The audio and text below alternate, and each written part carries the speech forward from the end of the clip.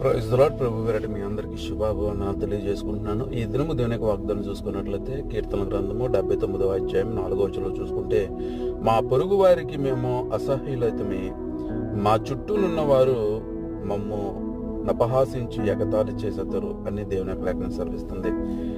ఎందుకు ఈ దేవుని బిడ్డలకి ఈ అపహాస్యము, ఎగతాళి, శోధన, వేదన ఎందుకు అంటే, దేవుని మాటకి లోపడని ప్రజలకి శ్రమ అని దేవుని యొక్క లేఖనం సెలవిస్తుంది.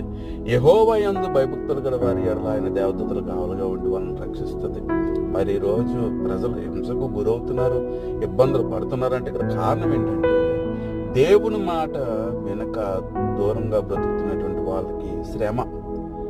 మరి దేవుని దగ్గరికి రాకపోతే శ్రమలు అనుభవించాలంటే, మరి దేవుడే కదా మనకి ఆయుష్ని, ఆరోగ్యాన్ని ఇస్తుంది. మరి అనేకమైన ప్రమాదాల నుంచి తప్పిస్తుంది ఆయనే, కాబట్టి ఆయన దగ్గరనే స్వర్ణ సత్యాలు. మనుషులు